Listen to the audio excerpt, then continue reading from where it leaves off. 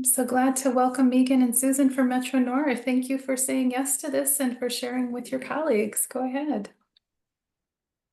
So I'm Susan Clark. I'm a teacher at Metro North. I teach social studies and science GED prep. And then I also started teaching this class that we're interested in sharing um, about a year ago, almost exactly a year ago. That was an idea that I had and it came to be, and we think it's interesting and we wanted to share it. And I am Megan Himes. I am the program supervisor at Metro North Blaine. I've been in ABE for many, many years as a teacher, but now moved into this role. But happy to work with amazing teachers like Susan on ideas like this and to try to continue to serve our students in the best way possible. So thank you for joining us.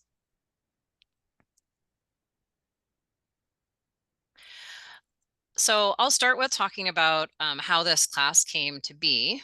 And as many of you may have found at your own sites, the population has continuously been changing, especially over the past few years. And we are finding that more and more students are coming, they have degrees from their home countries, but really they're just looking to improve their English. And up to previous to this class, we've encouraged students to, we've referred them to other places, but if they wanted to stay with our location, we've let them join our GED prep classes.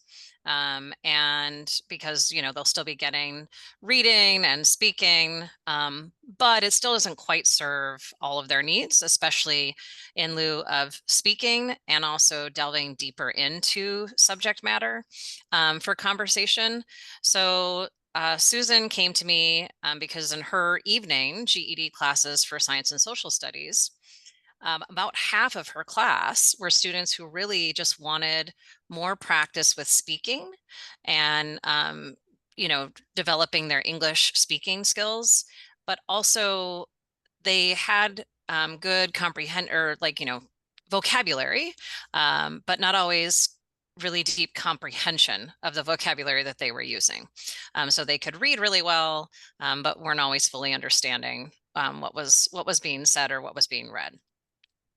So we thought about starting this up and with the intention of eventually passing it off to a volunteer, but Susan wanted to pilot it. And so who do we serve? So these are learners who are no longer really qualified to be in the ELL classes, but they still want to build their skills and have a need to build those skills. Most of them, not all of them, most of them have advanced degrees from their home countries, and we're using GED classes for practice, but wanted something additional or needed something additional. And just more time for them to talk to each other. We also have a small group of students who are preparing for TOEFL, and this is a great way to help them with that preparation as well. What this class is not, is it's not a conversation circle.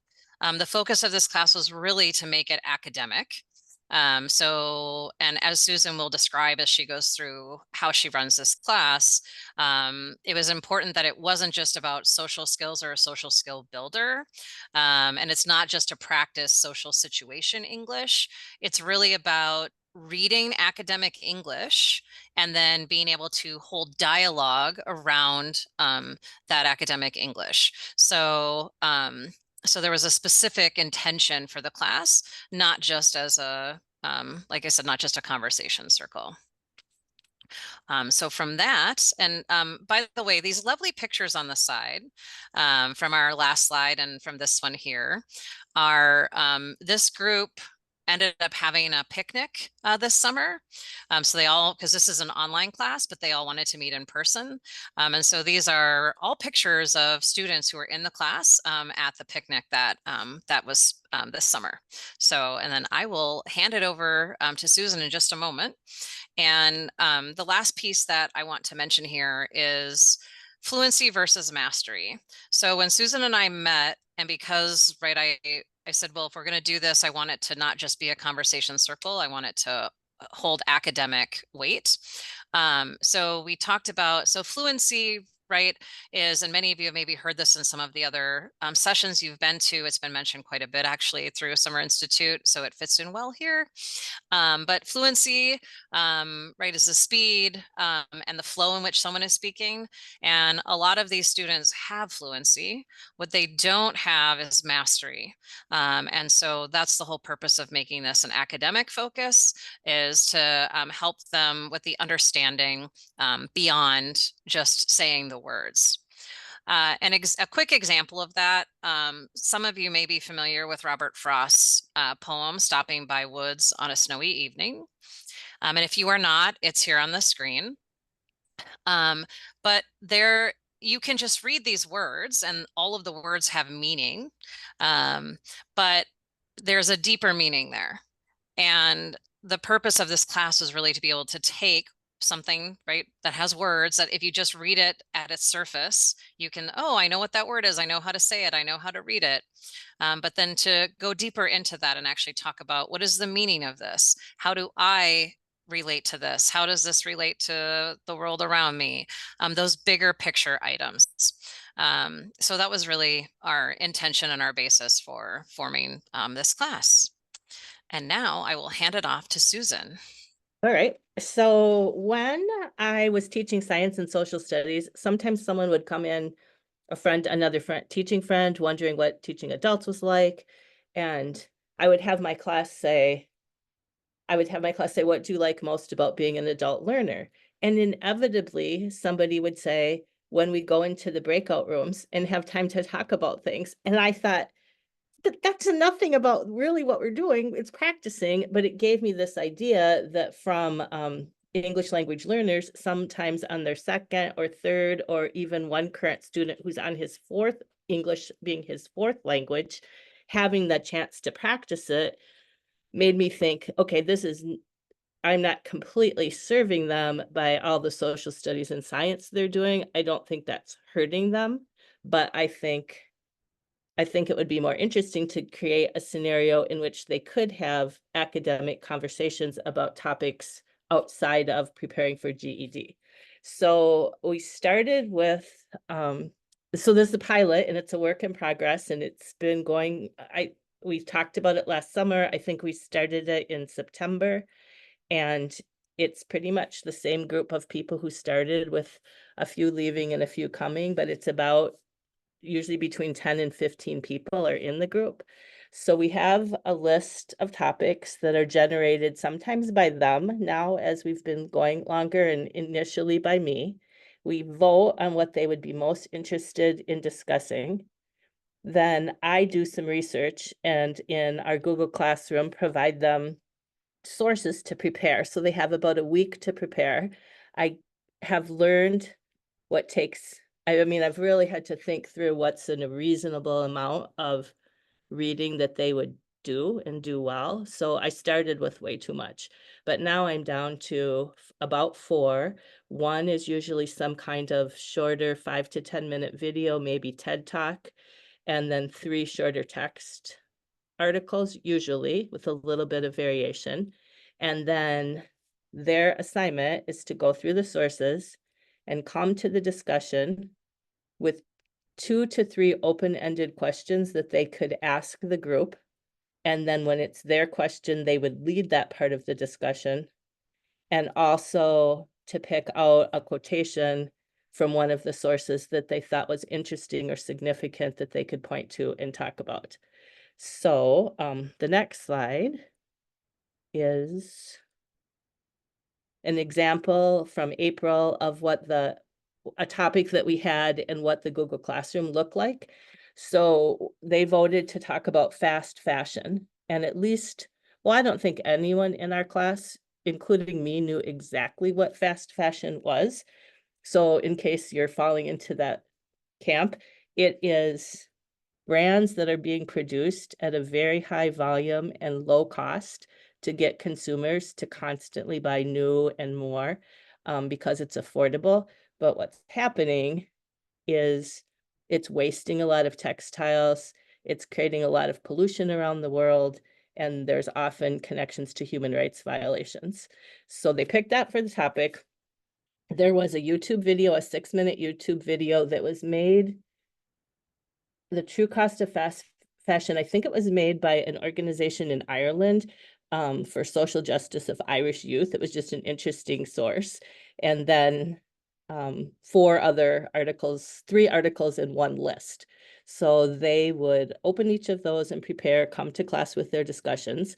And then the next slide shows, I think I took screenshots because something interesting has happened with our discussions. So I wanted you to see where they came from. There was an article from The Economist.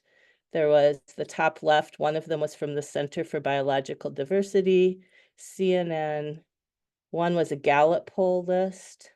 And then one was the Irish. I think the source, I wrote it down because I'm not familiar with it. It's called Spun Out, but it comes from Ireland, the definition, the video.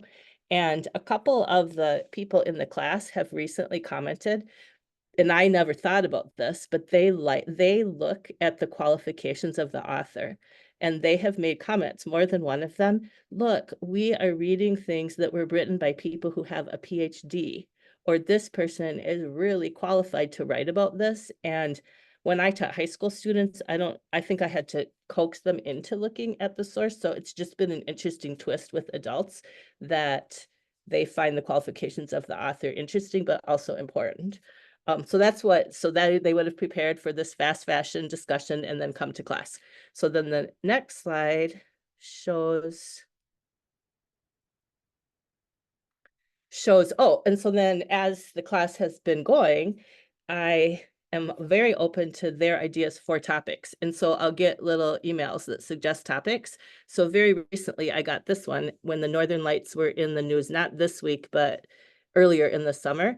Then I got an email, and the blue is exactly what the email said. I was reading the news and I found this article, How Are the Northern Lights Colors Created? Sent me the link to it. I feel that it might be an interesting topic. So I do too. And we'll have that as an upcoming topic. So I think now about 1/3 of the topics are generated by the people in the class of things they would like to talk about, and then we put them on the ballot. And then the next slide. So this is our most recent ballot. And it had 24 topics, and I asked them to pick 6. And we're going to, not quite yet, but we're going to put a poll up and have you pick up to 6 that you think you would vote for. And then I can compare how we vote here today with what the students picked, and I can tell you I can show you what the results are, including one thing that is just still making me laugh about what I wanted to talk about and what they did not want to talk about. So I think everything on here, before they vote, once in a while they'll ask like, what is this? So 6, donut economy, they weren't sure of. A donut economy is a balanced economy it's trying to balance an economy to have the ecology and the economics be more balanced in a society. And there's some thinking about that. And because they're so international, that's the kind of thing that they generally find interested. Number 10 is a pretty cool science thing that maybe some of you know about, but I'm just learning about it, where buildings and roofs can be painted and made in certain ways to use when it cools down at night, to harness that science to cool down the earth. And it's possible to make ice in a desert overnight. And so to use that, so it would be kind of a sciencey technical topic. There's a bunch of social topics on here. I try, except for giving a neutral definition, not to push one topic or another. I did say bird migration is much more interesting than you might think, but I did not tell them too much about why I just said that sentence. And then blue zones are you might know those, but if you don't, blue zones number 22, those are the 5 places that have been studied by National Geographic as having the world's longest life expectancies. And they're in very different places, but they have common things that tie them together. So that was a possibility. So in the poll, if you don't feel like clicking 6, you don't have to do all 6, but do up to 6. All right, you ready for me to launch that? Yeah. Okay. Just a second. And then it is a long list, so just when the poll comes up, you'll need to scroll. Yeah, you'll need to scroll down quite a ways. Can you see those? Yes, thank you, Patsy. You bet. So we should be able to see results come in, and then I'll share those when people are ready.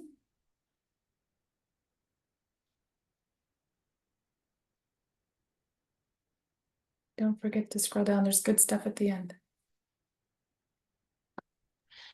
And then Susan, while people are taking the poll, there's a couple of questions in the chat. Okay. One question was, what would you recommend for a teacher who does not have access to breakout rooms? But is teaching online? Mm-hmm. A small class? That question was from Mike. I don't know, Mike, about how many students do you have?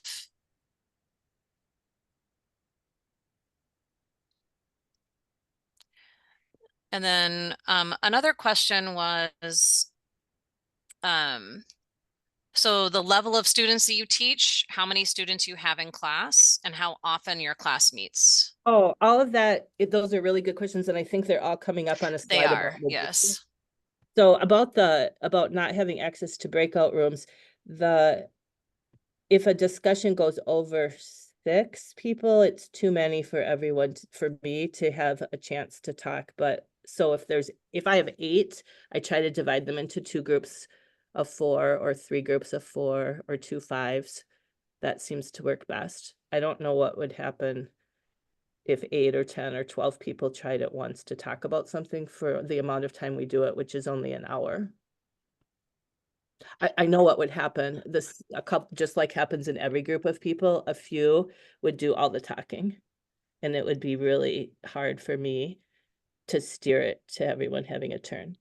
Oh, and Lynn is offering Jamboard. And Mike, I would also suggest another possibility might be to if you don't have breakout rooms, you could do a timed discussion. So like everybody gets a certain amount of time to speak.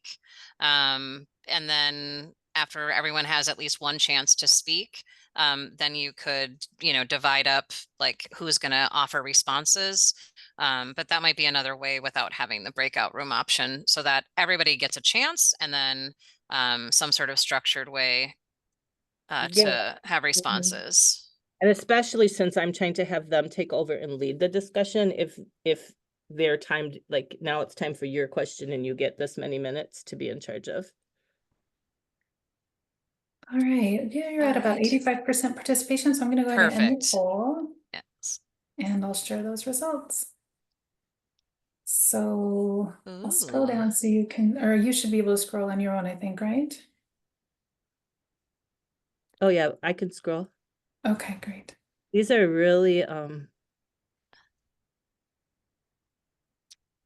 they're pretty evenly divided with everything getting votes. Yeah, I think Blue Zones was high up there and adults making and keeping friends, Sunday night syndrome. I'm just looking at things that are over 30%. Yeah. The wealth gap, near-death experiences.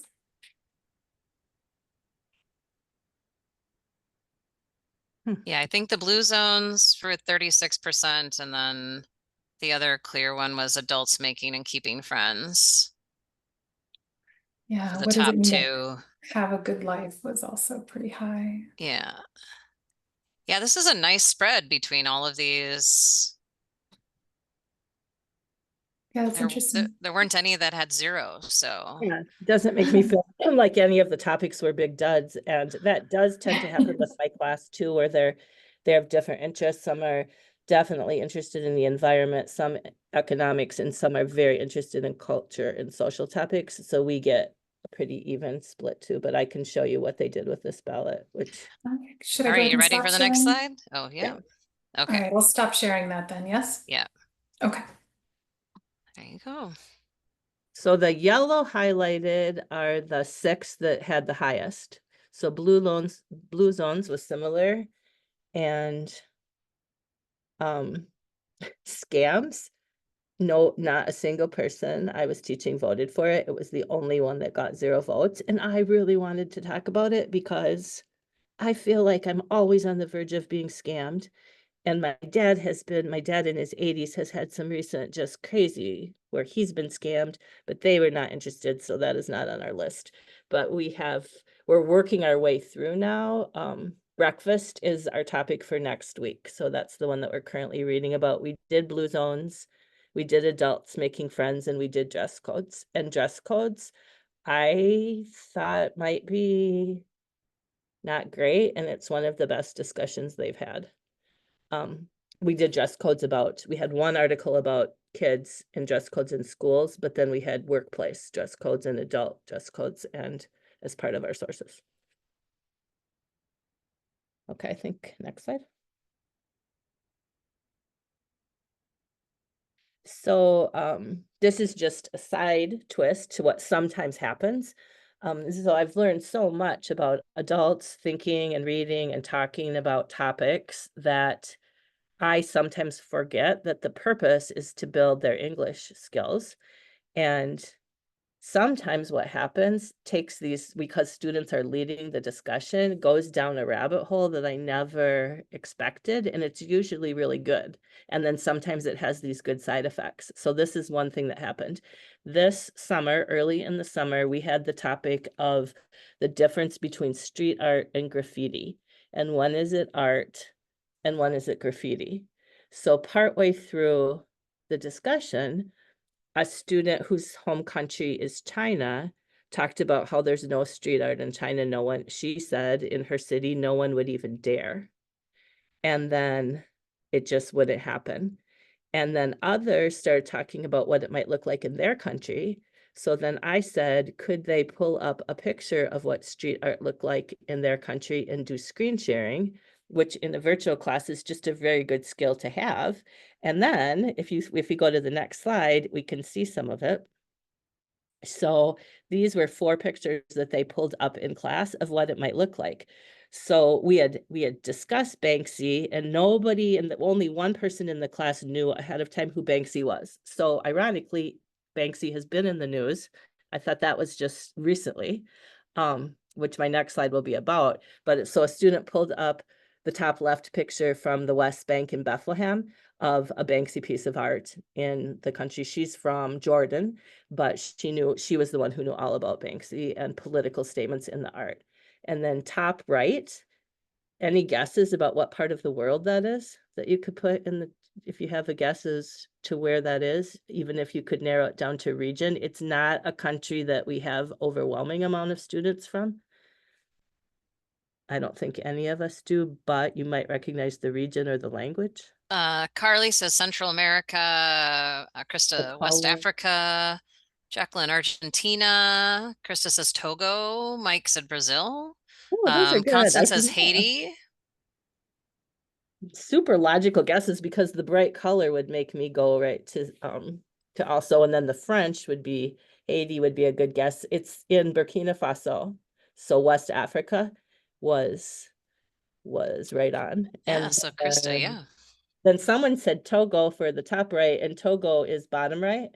And that student talked about art when a person, so he said when the person dies, so this was just all interesting, unexpected, an example of where your discussions could go, but I thought was very interesting. He said when a person dies, that's very prominent, and prominent doesn't mean wealthy or famous for something. It means has lived a very long life, that they're buried in what looks to him more like a house, and then art on the outside, pictures of the person. So this is not exactly what that was, but it was what he pulled up to show us. And then bottom left was Laos. So then, because we have been just speaking about Banksy, the next slide, 3 or 4 weeks after the discussion, Banksy was, where did it go? There we go. Banksy was in the news this week because in London, in different places and suburbs of London, and you may have seen this if you're interested in art and paid attention to this, started popping up. So I sent a link and a couple in the email to everyone in class, and then several people were writing back to me with comments. But then we had class and talked about these and how they have political, many people analyzing them think they have political messages in them, and then they used up part of the discussion last week going back to this topic and talking about the political messages that they saw. So like the elephants, people theorize that we walk right by ignoring the elephant in the room. The top right picture, the piranhas art, appeared right in the middle of London's financial district. So just kind of an interesting follow-up and a topic I really like, but didn't expect to get to. And that's happened to us a few times. And then other topics we talk about done and they never bring up again. But lots of them they bring up often and they start to tie together. Okay, the next slide.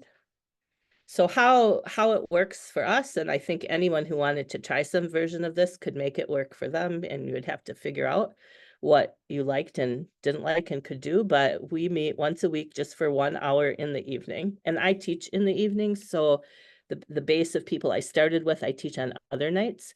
So then I gave them, I sent out one of those where you can vote on when you can show up at a meeting. I forget what it's called. And I mean, I was even offering, could you do this on Saturdays? Could you? But it turned out that we do it on Monday nights for 1 hour. And they would be expected to prepare for it, to spend somewhere between 2 or 3 hours if they did it thoroughly. It's virtual. Generally, the topic takes only one class, but once in a while it spills into a second class. We recently talked about one that we needed a whole nother week. I think it was mindfulness, and they had only gotten halfway through what they wanted to say.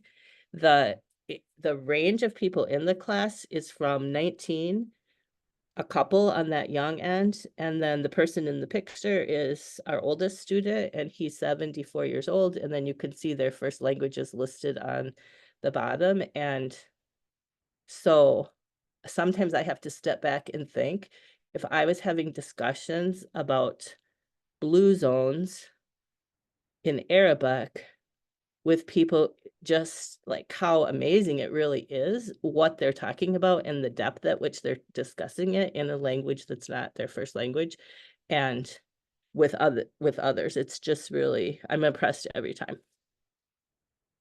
And I try not to talk much. So I think that's all for this slide. So these are the topics that when I made the slides earlier in the summer, these were the topics since we started the class that we had covered. So the two green, noise pollution and sense of smell, were overwhelmingly the most successful topics unexpectedly. So interesting. Everyone had something to say. Really, really good topics. The blue topic, central place theory, money laundering, fast fashion, and 15-minute cities, are topics where they said they learned the most and that they hadn't heard of them. For example, money laundering, I remember one woman saying, I'd only heard that term. I had no idea what it was. And so I learned in this discussion what it was.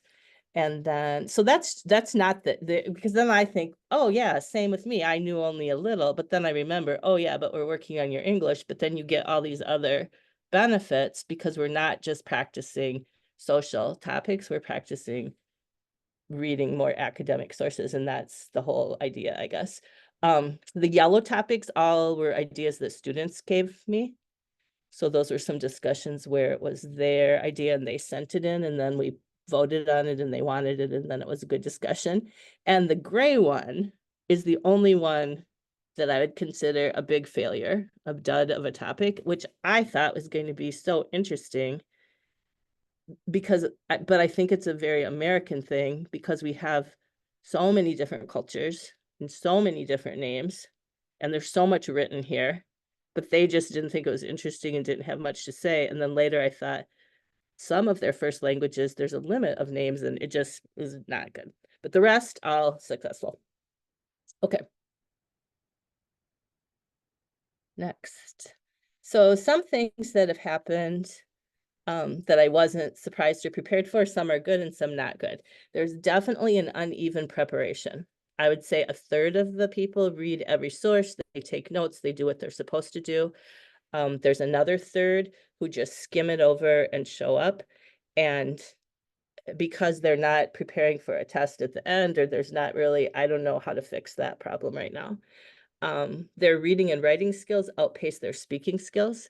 And sometimes, so it's why it's good that they're getting a chance to speak and to use vocabulary that's new to them. But it is very different from a discussion that I would have of all first language English speakers. And that's the third bullet point, that English is their lingua franca, is very different from what I imagined to start with, but I know it makes sense. I know it's how learning language works, but our discussions, they're at a slower pace than I think if I was having dinner with friends and we started talking about blue zones, the pace would be a lot faster and the details would come, and that's logical, but I wasn't prepared for that. There's an internal difference of opinion in what a good topic is. So example of that is, I thought, I can't remember why, but there was a topic where a student from China told us about McDonald's in China. It was so interesting because she got to go to one of the first McDonald's as a guest of her friend. And she talked about how it was this high class, it was perceived as this high class restaurant. She didn't know what to do with the straw. She didn't know what to do with the ham. It was just, I was like, oh my gosh. Then other people in the class said, we should have a discussion where we just talk about cultural food in different parts of the world. I was thinking, yes, we should. And then a couple people said they would not be interested in that at all. And so so I guess it's why it's good that we vote, but it's hard to find with that age range, with that cultural depth of experience, it's hard to find topics that everyone thinks this is really interesting. Not everybody likes sharing their cultural examples from their backgrounds, but most do. And then I do have a couple who just naturally take over. So I've been challenged to make how much time everyone speaks even without me intervening too much. I don't know the solution. I don't think they know that's happening. And because they're comfortable speaking in English, some of the quieter students are happier sitting back and letting them. So that's a challenge that I'm working on. And then open-ended question. So that we started with, someone would say, okay, my question is, what is mindfulness? I think it is. And then 3 minutes later, they had defined it and there was no question in there. So that's an ongoing work in progress of teaching what is an open-ended question. How do you ask it without answering your own question? And then the hard to predict. Like dress codes, I wasn't expecting to be great and it was really good. So those are some of our challenges and surprises. So before I move on, Susan, I'm going to chime in with some of the questions in the chat here Okay. quickly. One question from Constance is, where did you get the ideas from? Was there a particular website that you used? I know a group of teachers that has been doing a club like this instead of a book club. And so I have a little list when I hear, I'm not in the group, but when I hear what they talk about. So some of them from there. And then, yeah, just different websites like NPR. Sometimes I'll scroll through what they've written about, and or just I'm always putting down a note like, oh, that would be a good topic. And I was a high school social studies teacher, so I have a kind of a list of related to geography, social topics that I think I put in the list. If someone was looking to make a list, is there somewhere you would suggest they start looking like? Well, they could just start with these slides and they could take all those and then you could start with there, and then NPR is good. There's a couple websites, but they don't come to me immediately there's one. If I think of it, when we're watching the video, I'll put it in the chat. And then a couple of logistical questions. So do they study the related vocab words in advance? No. Oh, Katie, so Katie has a question. Do the students only attend the topics they have interest in, or is the expectation that they participate weekly? And the expectation is that they participate in every class. Yes, Um, and yes, every week, and yes, every class, because it's 1 hour a week. So you're either in it, or sometimes I'll say like you're either in it or you're not. And they do miss once in a while, like everybody misses everything. But no, I don't say just come if you want to talk about it. and then Carly was asking, do you use sentence stems to help them come up with their open-ended questions, or what strategy do you use to help? Not yet, but I should do that. I think when we Great started, idea, I gave a Carly. couple examples, but this would be, we should take part of a class and just work on that. We usually start by going around and each person says what they think is most interesting and what they want to talk about. And then I say, can you turn that into a question? And they do. But writing it down is a really good idea. I'm going to make a note of that actually. And then let's go ahead and watch the video. And then there's 2 other questions that we can address after the video.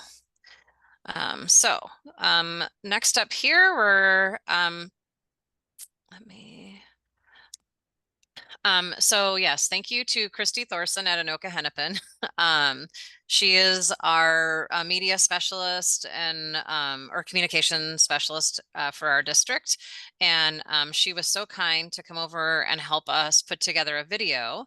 So these are the students who have participated in the class. And it's in their words how the class has been for them and what they think about it. So I'm going to play that now. My name is Irina. I'm from Russia and I came to United States 5 years ago. My name is Sai. My first language is Hmong. I didn't finish my high school in my country, so I want to continue to study and to get my GED. My name is Sundus Bader. My first language is Arabic. I came here to increase or enhance my English skills, especially the speaking skill. My name is Olurati. My first language is Yoruba from southwest Nigeria. I want to learn. I want to increase, build my communication skills. To learn in English, I found these classes and I enjoyed to be here. I think it's a great idea because we can generate our discussion or our idea. I think it make students have more opportunity to show they acknowledge. Additionally, it still makes the class has more fun and challenging. Yeah. Yes. Everybody has different kinds of knowledge that we can share. We are learning, and it has helped me to learn how to listen to whatever anybody is saying. Feel more confidence with students than with teachers. Everybody have chance to say their opinion, and that help you have a chance to use your English.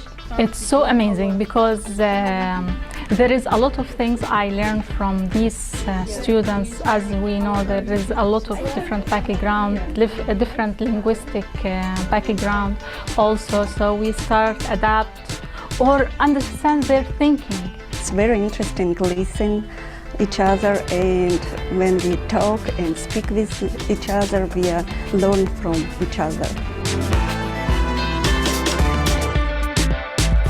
When I joined the ABE and this program, it continued to widen my English exploration. I think by the day is growing better. I think those benefits help students have more confidence and more comfortable. When I just came to United States, I can't speak English any word. So I think it's improved. It's so beneficial for the students because they start reading, understanding, and start speaking. You can ask questions, you can discuss, and before you know it, you start to make friends. Yeah.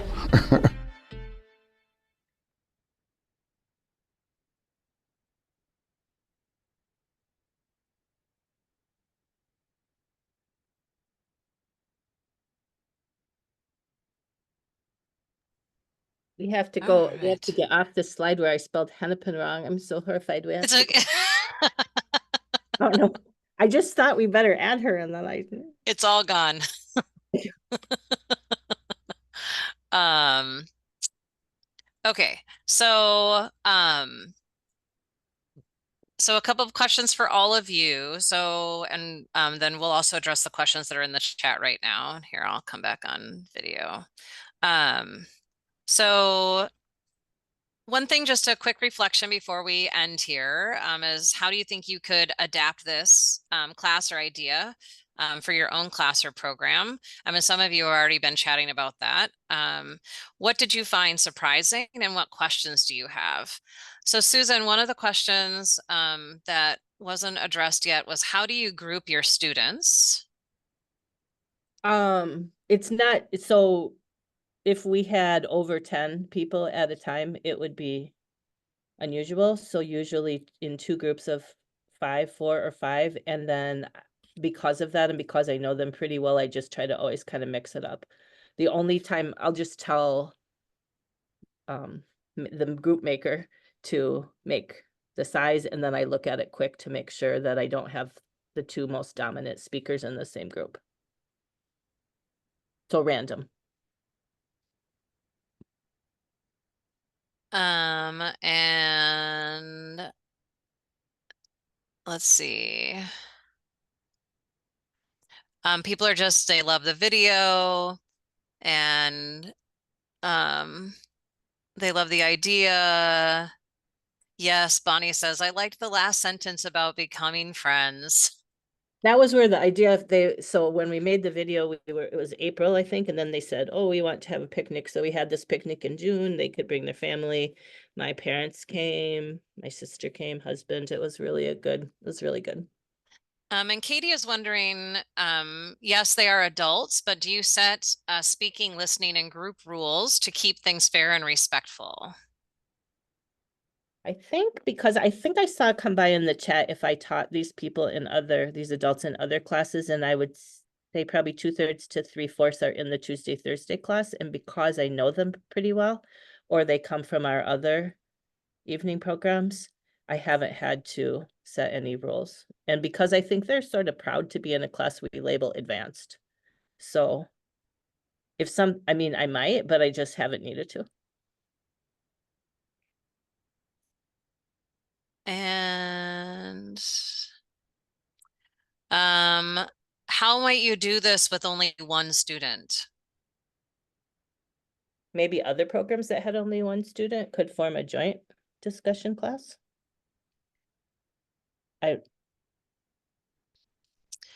Or this question is from Beth. Beth, you could possibly also pair the student with somebody else in class who you might be trying to prepare for, you know, deeper reading or analysis. And so you could maybe pair them with a native speaker with the understanding that the goal is to, right, dive into the topic. And yes, to also practice the English, but comprehension is another goal there. I see this one as Monday yep, so night. in Monday nights, you see that? Okay. Yeah, Abby, the class is Monday evenings, and what time is it at again, Susan? From 7 till 8. 7 to 8. During Ramadan, we did it an hour earlier. Carmen is asking, how could this be used with high school diploma at the DOC or low level? Megan, you know the answer to that more than me. So it would definitely have to be an add-on, but I think particularly with the diploma options or the diploma requirements, this could certainly fall into English language arts for discussion purposes, also for compare and contrast. There also has to be oh, sorry, my brain is not in adult diploma mode right now. But you have to dispute others' claims. So I think there's definitely ways that this could be used. And then just lots of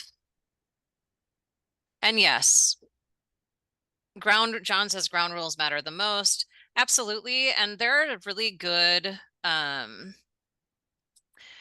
there are some really good resources out there for how to set ground rules in discussion. I taught in the DOC and in corrections for most of my ABE career, and I always had ground rules. Especially I did Socratic seminars, and there were lots of ground rules for that. So there's some really great resources if you search up like ground rules for adult conversation, and you could, adapt them to whatever makes sense for your site. But overall, I'm grateful to Susan for this. Oh yes, and Avid has great resources. Yes. Thanks, Jill, for that comment. I'm just grateful to Susan because all of the work that she put into putting this together, and the students have benefited so much. And so we are definitely going to continue running this class. We haven't decided yet whether we'll turn it over to a volunteer or whether Susan or another teacher will continue to do it. But all of our students need this, but this particular idea for these advanced ELL students was really a great need at our site. But I think you could apply this to even students who are not advanced ELL students, absolutely. So because there's a lot of rich content for students to go through, and learning how to have dialogue, especially when you disagree on something, is a great skill for any adult to have. So any other questions? We are out of time. Well, thank you all so much for joining us. You can certainly feel free to reach out I did put Susan's email in the chat, and I will put it in there one more time. You can certainly feel free to reach out if you have any other questions. And thank you, and enjoy the rest of your day. Thank you so much, Susan and Megan, for presenting this session. Such great stuff. And I know you guys, but I'm hungry looking at all of that great, I know. great potluck work you've done. All right, I am going to close the recording.